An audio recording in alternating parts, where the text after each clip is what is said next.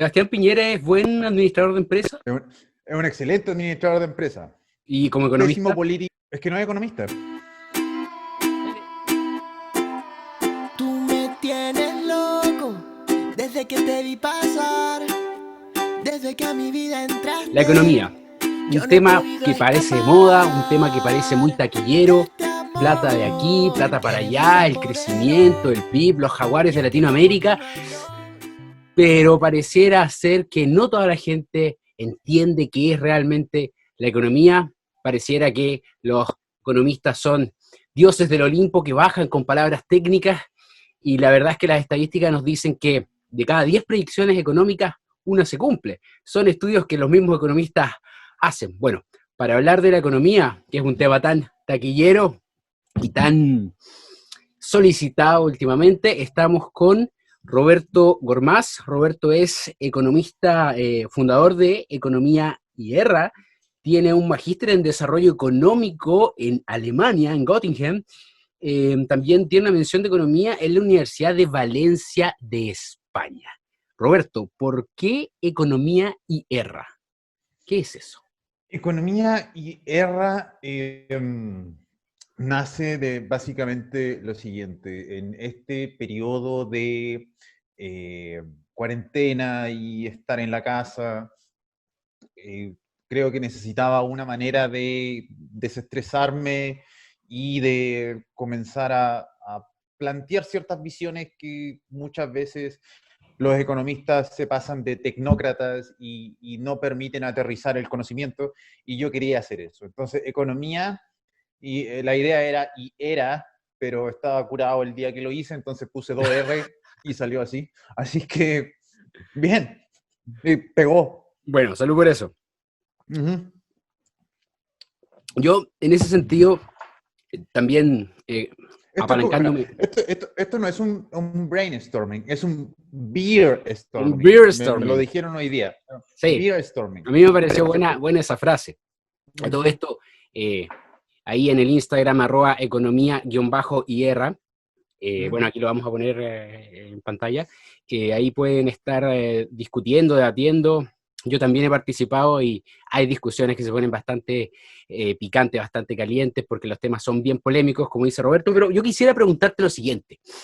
Yo soy un ciudadano de a pie, me crié en un hermoso cerro de Valparaíso, en Rodelillo. Saludo a toda la gente que está viendo, Paradero 22 y medio.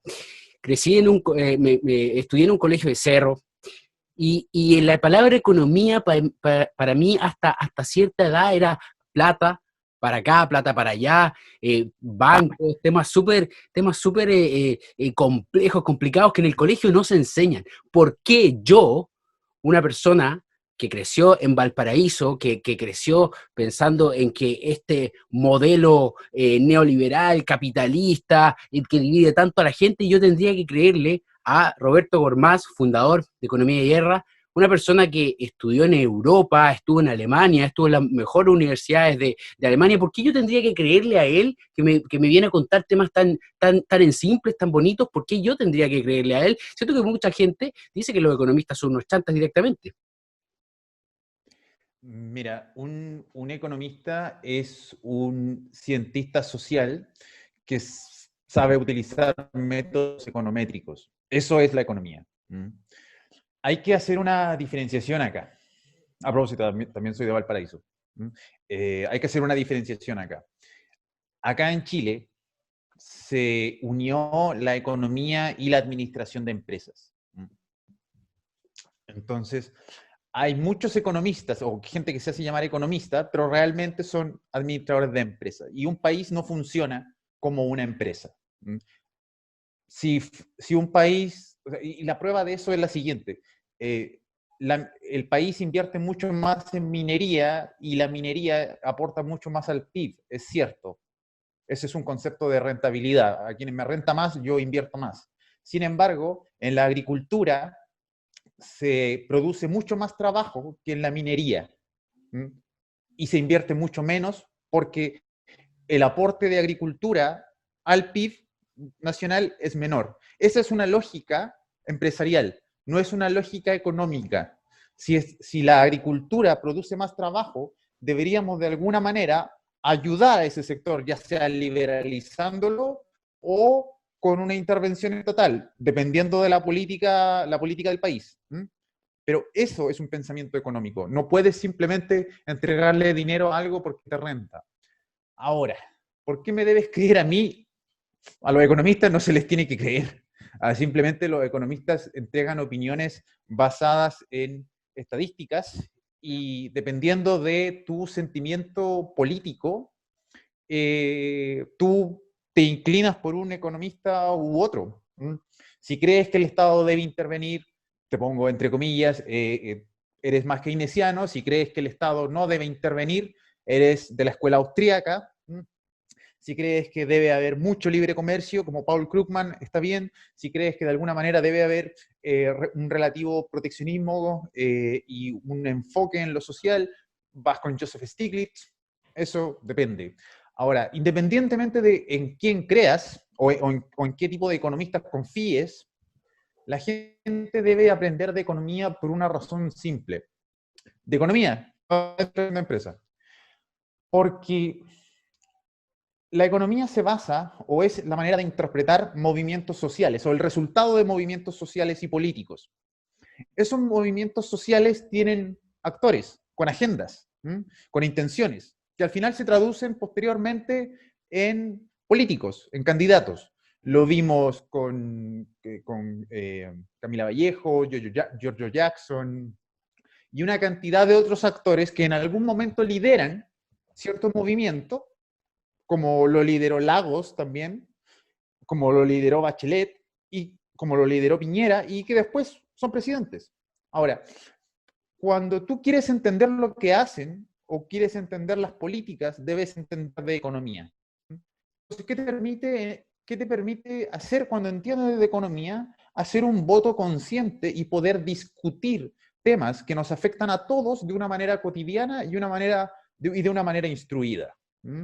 Esto es algo que se debería seguir enseñando en educación cívica, pero se quitó claramente de la malla de educación. No nos enseñan a pagar impuestos, no nos enseñan de economía, no nos enseñan la diferencia entre un diputado y un senador, no nos enseñan a emprender, no tenemos idea cómo pedir un crédito cuando salimos del colegio. Por todas esas razones debemos aprender de economía. Sebastián Piñera es buen administrador de empresas, lo ha demostrado, ¿no? Es un excelente administrador de empresas. Y como economista. Pésimo político, es que no es economista. Él tenía un posgrado en economía en Harvard, ¿no? O algo así. En the business, en una business school, sí. Ok. Negocios. Administrador de empresas. Claramente un gran administrador de empresas. O sea, Pésimo político. Tiene un buen historial empresarial y político pareciera que no tanto, ¿no? No sé, asumo que cuando alguien se roba el banco de Talca y después hay apreciaciones respecto a cómo compraste las acciones de LAN, bueno, buen director de empresa, asumo que sí. Mal político. Estamos entonces con Roberto Gormaz, fundador de Economía y Guerra. El Instagram de él es bastante taquillero, toca todos estos temas que estamos conversando, es bastante compartido. A pesar de tener poquito tiempo, tiene una cantidad de seguidores bastante importante. Llevándonos, o sea, 4 yéndonos meses. más 4 meses, poquito. Yéndonos más al tema actual. Hay un cuento, un tema con la AFP. Hay un decreto que tú nos podrías explicar más, el decreto 3500, decreto ley 3500, que ha sido modificado de una manera impresionante hasta la fecha. ¿Cómo ha afectado esto a las pensiones y por qué ha sido tan manoseado? O sea, a mí a simple vista me parece que es mucha la modificación que se le ha hecho. A ver, acá este famoso decreto 3500 ha tenido distintos cambios que han empeorado el sistema de la AFP. Eso es muy cierto. El sistema de AFP que creó José Piñera, en términos económicos, no estaba tan mal planteado. Hay que decir eso, no estaba tan mal planteado. Entregaba garantías, se hacía responsable por pérdidas, etc. Ahora, bajo ningún motivo, el proceso de cambio del sistema de reparto que teníamos al sistema de AFP fue democrático, porque nada de lo que sucede en una dictadura es democrático, absolutamente nada. Independientemente dijeran que a las personas les preguntaron si querían hacerlo o no, eso es mentira. O sea, Un a la marketing gente le poderoso. dijeron, claro, a la gente le dijeron, oye, mira, ahora actualmente cotizas el 20%, con la AFP solamente vas a cotizar el 10%. Es decir, de alguna manera vas a ganar más dinero. Y la gente dijo que sí. Y seamos honestos, si este sistema fuera tan bueno, el de la AFP, independientemente quién lo creó, independientemente cómo se creó, si fuera tan bueno, ¿por qué ningún general de las Fuerzas Armadas ha dicho, ¿sabes qué? Yo me quiero cambiar de este sistema, del sistema de reparto que solamente tienen las Fuerzas Armadas, me quiero cambiar a la AFP? Nunca, nadie lo ha dicho.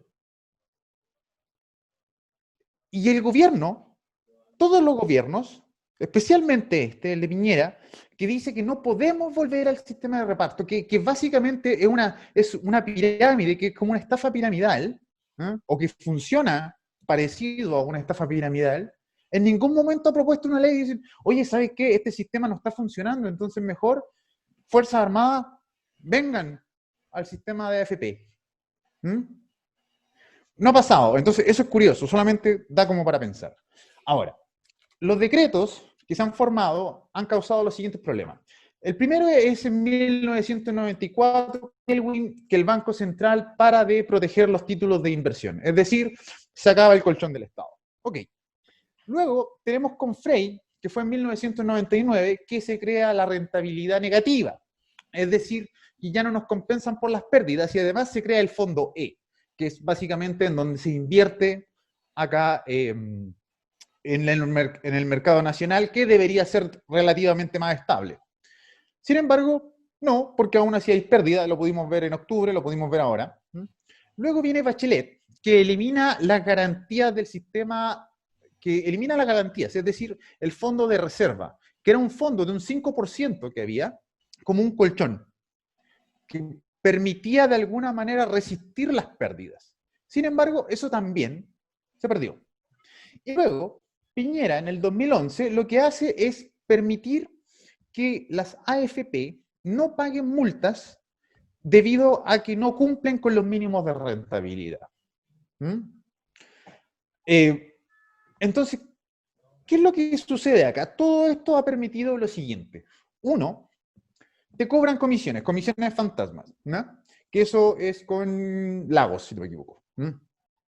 Comienza con Lagos el tema de las comisiones fantasmas. Es decir, que te cobran a ti de tu dinero por el hecho de enviar la plata a un broker en el extranjero. Básicamente es eso. Lo cual es extraño. Ya, no importa. Luego, la AFP te está diciendo que ellos van a seguir cobrando todas sus comisiones. Van a invertir en donde sea. Van a invertir en lo que sea. Sin embargo, si pierden, tú vas a perder, pero ellos no. Y si no cumplen con la rentabilidad que te prometieron, no hay ninguna multa que pagar por parte de ellos. Entonces, eso es muy extraño. Eso simplemente ya es entregarle dinero todos los meses a una persona para que vaya al casino e independientemente gane o pierda, seguir entregando dinero al próximo. Por lo tanto, ¿cuál es la motivación para volverse más competitivos? ¿Cuál es la motivación que tienen las mismas AFP entre ellas para volverse más competitivas si no tienen responsabilidad de sus pérdidas? Es más, tienen a gente asegurada porque se van turnando cada un año o 2 años, que toda la gente que entra al mercado laboral va directamente a una AFP y uno no tiene nada que decir al respecto. Entonces, ahora dicen que pueden hacer cambios, pero realmente no quieren hacer cambios. Mira, no hicieron cambios cuando perdieron más de 25.000 millones de dólares por la crisis subprime. No hicieron cambios cuando perdieron más de 4.000 millones de dólares con la crisis europea. Y no han planteado cambios ahora que se perdieron 6.000 millones con el estallido social y con el tema del COVID. Pero te voy a decir los cambios que hicieron. Sí plantearon un cambio del retiro adelantado. Ahora, antes el retiro adelantado lo podías hacer como con 60 o 70 millones. Ahora es con 90 millones.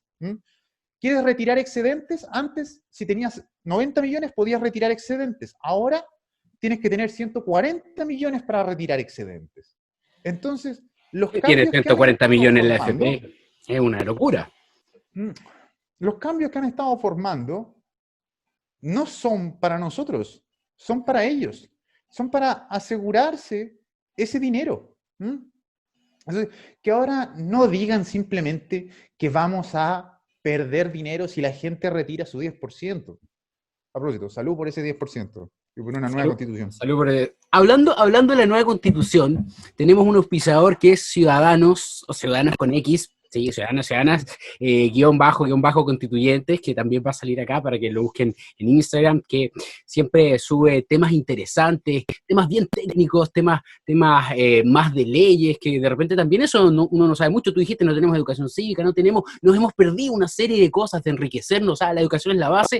Entonces, aportes que hace Roberto con Economía de Guerra, aportes que hacen ciudadanos constituyentes, son de fácil acceso ahora por todo este tema de la tecnología, de las redes sociales. Hablando de tecnología, de las redes sociales, también saludamos a nuestro segundo auspiciador, iPhone Store Chile. iPhone Store Chile tiene los mejores productos Apple, pero un precio inteligente.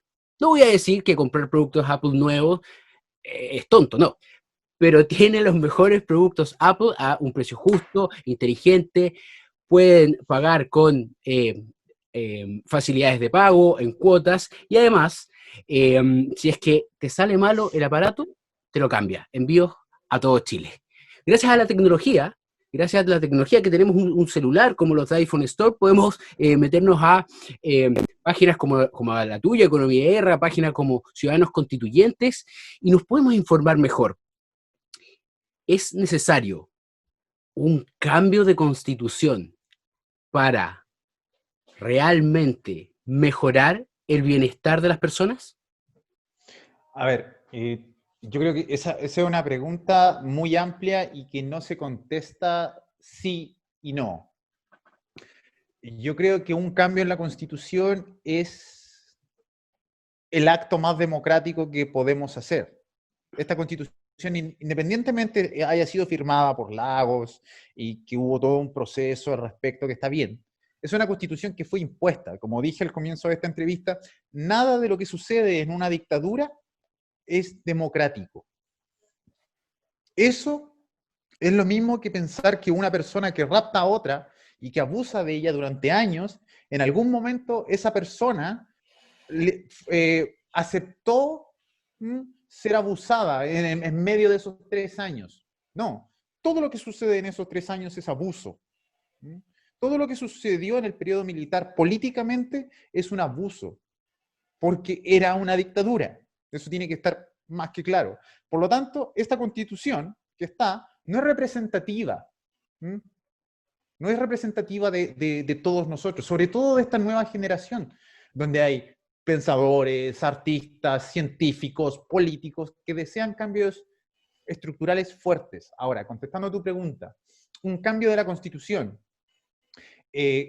¿significa inmediatamente mayor bienestar social? No. Si nosotros cambiamos la Constitución, al otro día no vamos a tener sueldos más altos, al otro día no vamos a tener pensiones millonarias, no vamos a hacer Dubái, y tampoco vamos a hacer Chilezuela, como la derecha quiere que lo piensen. Pero es un proceso largo que va a tomar unos 15 años o 20 años ver un cambio. Tenemos que ver cambios en los tratados de libre comercio, tenemos que ver cambios en el tema del royalty respecto a la extracción de nuestros recursos naturales. Tenemos que ver cambios respecto a nuestro sistema financiero, a nuestro orden de oligopolios, al tema de las restricciones para que no sean monopolios disfrazados de oligopolios, como, no sé, como el tema de la AFP misma. Hay muchos cambios que hacer. Entonces, la respuesta no es inmediata, es un proceso. ¿Necesitamos una nueva Constitución? Definitivamente. definitivamente, eso es necesario. Necesitamos ser capaces de generar una constitución que cada vez que nosotros queramos generar un cambio, no nos diga, ¿sabes qué? Eso es anticonstitucional. O cada vez que alguien comete un delito y necesite pagarnos, como fue la colusión de los pollos, del Confort o la de la Polar, nos digan, ¿saben qué? Es inconstitucional quitarles todo esto, por tanto lo que vamos a hacer es mandarlo a clases de ética. O esperen 6 meses porque les vamos a depositar 5 lucas en su cuenta de Banco Root. Esas cosas son las que deberían quedar en una nueva constitución, con un cambio de leyes, plasmadas en papel, jubilar esas viejas prácticas. Y hablando de plasmar y hablando de jubilar, nuestro tercer auspiciador, Modi Store Chile, hace unos plasmados, unos estampados en ropa, pero espectacular. Ellos son de Valparaíso y bueno, hablando de jubilar también, yo me mandé a hacer una polera, lamentablemente no alcanzó a llegar, que dice Jubilando Dinosaurios. Así que Modi Store Chile, saludamos con mucho cariño a nuestro tercer auspiciador, que también es de Valparaíso. Volviendo al tema del cambio de constitución, ¿por qué? ¿Por qué si se supone que los parlamentarios, estos rockstar, están ahí para ayudarnos? Para ayudar a mejorar todo esto, que Chile pudiese tener buenas proyecciones? Chile no es un mal país económicamente, éramos, comillas, los jaguares de Latinoamérica, pero ¿por qué hay algunos sectores políticos que les molesta tanto el tema de cambio de constitución, inclusive de retirar este 10% de la AFP? O sea, a ver, yo creo que concentrémonos en lo de la AFP, porque la constitución es un tema largo, muy largo y aparte. Okay. ¿Por qué les duele? Les duele porque les toca el modelo. Les tocas el modelo, simplemente. Mira, te lo vamos a plantear así. El 36% de todos los fondos de la AFP van a bancos nacionales. Entre ellos tú tienes el Banco Chile, el Banco Santander, el BCI, el Itaú, Corbanca. ¿El Banco del Patito también, sí? El Banco Estado también. Todos. Ahora, ¿qué sucede? Porque yo te digo que son monopolios disfrazados de oligopolios. ¿Qué es un monopolio? Monopolio es como cuando una empresa es la única empresa que provee un servicio o un producto. Normalmente son servicios.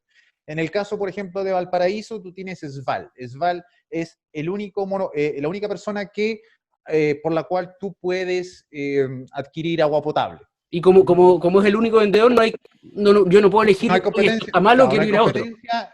Exacto, eso es un monopolio natural. Lo mismo con Chilectra, son monopolios naturales. Yo no puedo decidir si le compro a Chilectra o, no sé, a Esgener o a otro. Yo simplemente prendo la luz y por prender la luz en mi casa, yo siempre le voy a estar pagando a Chilectra y por abrir la llave de mi casa siempre le voy a estar pagando a SVAL. Son monopolios naturales, está bien, es parte de los mercados económicos. Sin embargo, lo que tenemos acá es una verticalidad que no se da dentro de ningún país. No se da dentro de nadie. O sea, por ejemplo, Estados Unidos, Inglaterra, no. Si bien hay empresas que tienen sus agendas políticas, lo cual está bien porque las empresas están siendo dirigidas por personas, obviamente tienen que tener agendas políticas para proyectarse en el largo plazo, no pueden ser todas de la misma gente. Te voy a explicar esto. Veamos el ejemplo, por ejemplo, del Banco Chile. Veamos el tema de Luxic. Okay. El Banco Chile recibe más de 7.000 millones de dólares de las AFP, es decir, de las platas tuyas, de las platas mías y de las platas de toda la gente que nos puede estar escuchando.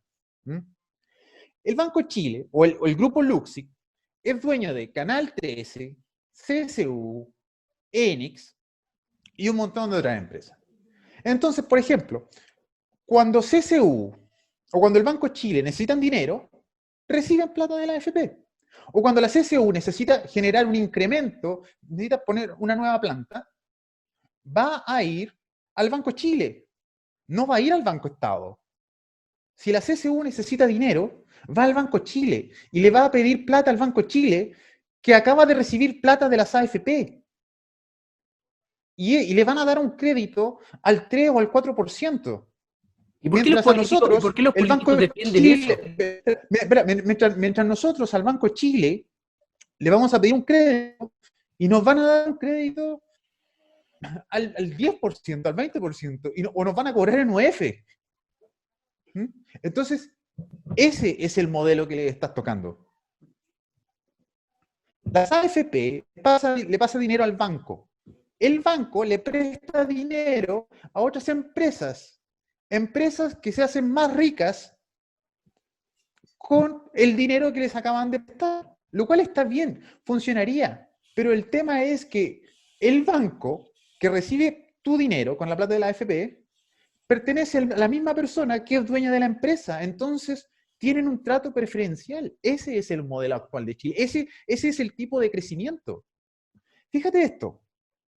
Sayé, el grupo Sayé, que tiene el Banco Itaú, que recibe 6.000 millones de dólares, más de 6.000 millones de dólares, es dueño de Vivocorp, el Hotel Hyatt, La Tercera, Copesa. Cada vez que ellos necesitan dinero, le piden al Banco Itaú. Y el Banco Itaú está recibiendo dineros de las AFP.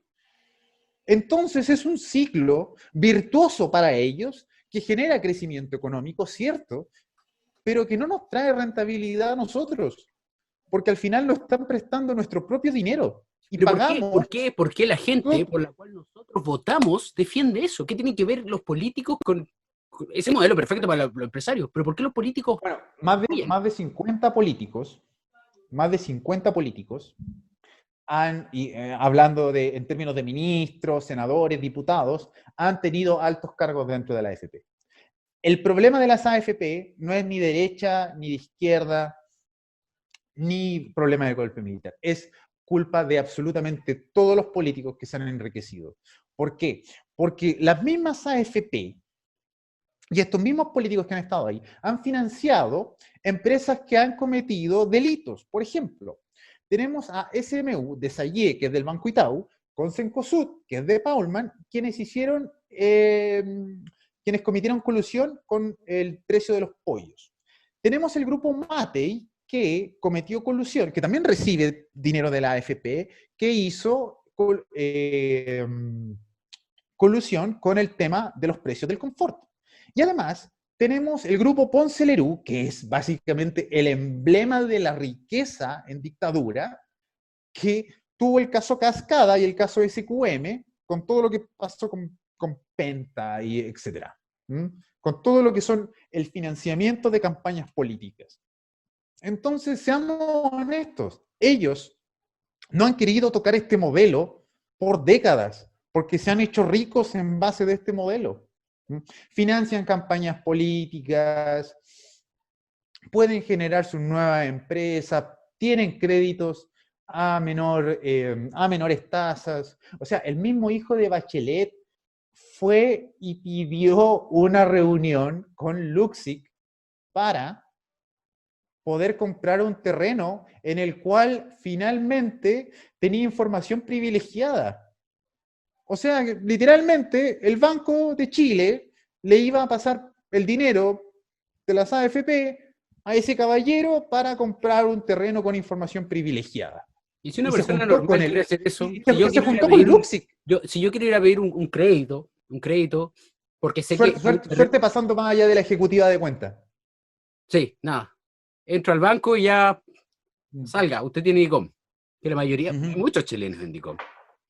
O sea, sacar este 10%, este pequeñito 10%, en el fondo no es el 10%, es un golpe, es un KO, porque se abre la puerta a algo más, hay una especie de empoderamiento que la gente dice, bueno, esta plata es mía, y digamos, desde lo que tú planteaste desde ese punto de vista, los grandes grupos económicos dicen, chuta, se nos va a acabar esta gallina de huevos de oro. ¿Va por ahí más o menos el tema?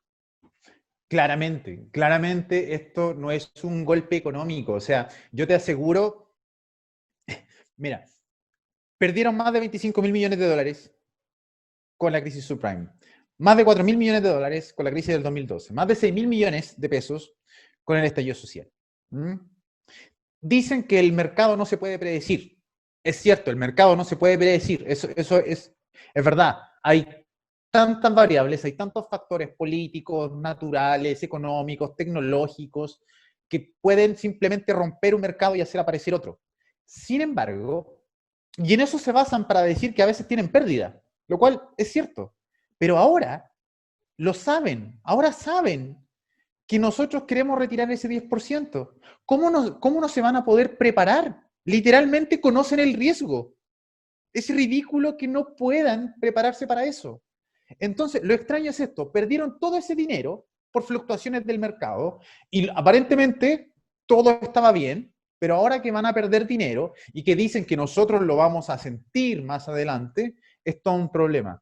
Esto no es un problema económico, es un problema político, es un golpe al modelo. No es un golpe mortal, es un balazo en el hombro, es un golpe bien pegado.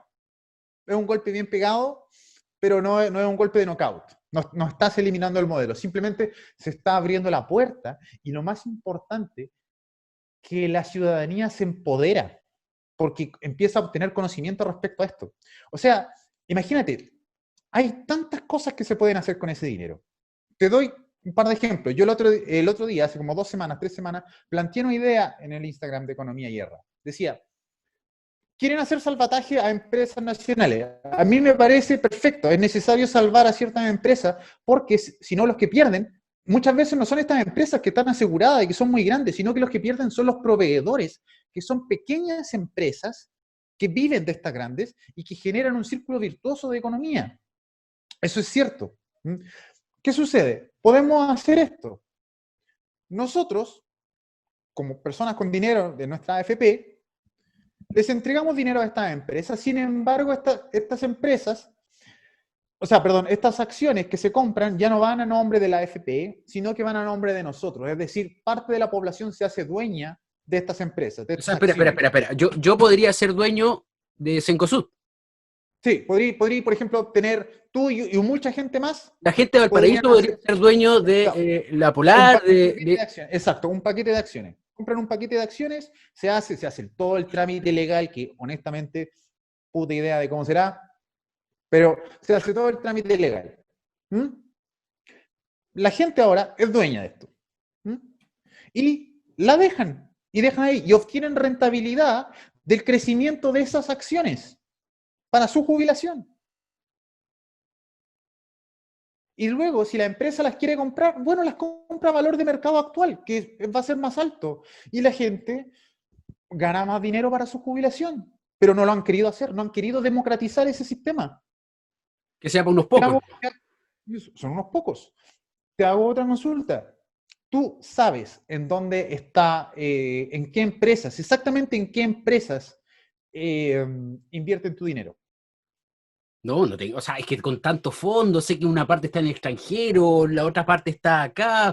Uno sabe dónde están los fondos, uno sabe en qué fondo está, claro, pero uno no sabe en cuánto.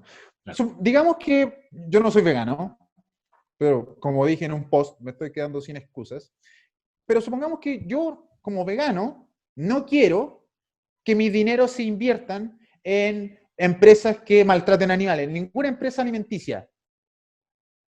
O no quiero, en ninguna empresa de modas, por ejemplo, en ninguna empresa que maten animales para hacer piel. Un ambientalista, ¿sabes qué? Yo no quiero que mi dinero se invierta en Monsanto, porque hacen solamente cosas transgénicas.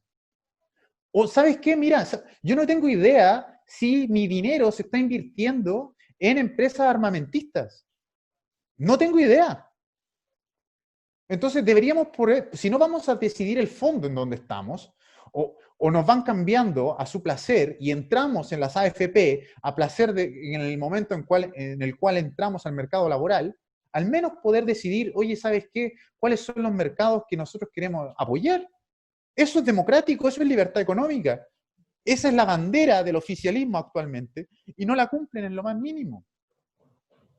Yo podría decir, ¿sabes qué? Yo quiero que con mi dinero, para mi jubilación, solamente se invierta en empresas de energía limpia. Pero no pasa eso. U otra cosa, ¿sabes qué? Podríamos hacer esto, podríamos fomentar los emprendimientos nacionales con dinero de las AFP, con un porcentaje, pero no tiene que ser todo. Imagínate, colocamos un 3% del dinero de la AFP para financiar startups. chilenos. Así que ya no es necesario Corfo, ya no es necesario Cercotec. ¿Mm? Entonces, ¿qué hacen? El startup crece y anualmente va entregando rentabilidad. A medida de que el mercado nacional crece, las pensiones también crecen. Y le tributa impuestos al país también. Y le tributa impuestos al país. Pero ¿a quién le matáis el negocio? Le matáis el negocio al banco. Porque el startup, que no gana Corfo, que no gana Cercotec, por X razón, tiene que ir al banco y tiene que pedir un crédito. Y el crédito va a estar en UF. Entonces les estáis matando el negocio. Esto es matarles el negocio. Y tarde o temprano tenía que pasar. No podían estar viviendo para siempre con todo este dinero. En algún momento la gente se iba a cansar. Las pensiones son paupérrimas. Son pésimas. Roberto, ¿qué te parece este bono que anunció Sebastián Piñera, que era, no sé si una estrategia política para evitar que les tocara el modelo, el golpe al modelo, o efectivamente era para ayudar a la clase media? Se habló de 500.000 pesos. A ver, si tuviéramos que hacer un round, a los dos nos gusta el boxeo, si tuviéramos que hacer un round, en esta esquina, el bono de 10% Sebastián Piñera, y en esta otra, para darle toda la objetividad posible, el bono de 500.000 pesos a Sebastián Piñera, y en la otra esquina, el retiro del 10% de la AFP. ¿Cuáles serían? ¿Quién gana? ¿Cómo se enfrentarían? ¿Qué realmente es lo que más sirve? En palabras del rector de la Universidad, Diego Portales, Piñera no escucha. Piñera está tan ensimismado en que quiere ser recordado, está tan pendiente de lo que la gente va a pensar, pero al mismo tiempo está tan asustado de la represalia de todos los empresarios, Juan Sutil, La Roulette, los grupos económicos de los cuales estamos hablando, que simplemente no sabe qué hacer. El bono directo, o sea, nunca lo había hecho, un bono directo, una transferencia de 500.000 pesos. Mucha plata para lo que históricamente. Pero lo primero que hace es decir, y esto se lo vamos a dar para la gente que gana entre 500.000 pesos y 1 millón. La mitad de Chile gana 400.000 pesos. Plop. Ese bono le llega al 25%, creo, de la población, o menos. El 25% de la población. Retirar fondos de la AFP le llega al 78% de la población. O sea, si esto fuera periodo de elecciones, yo te aseguro que el presidente Piñera estaría apoyando el retiro del 10%, porque ese retiro del 10% cubre un 78% de la población y es el 78% de esa población que va a votar por él, en contra de ese 25%. Como es buen administrador de empresas, sabe marketing, digamos. Y como buen administrador de marketing sabrá.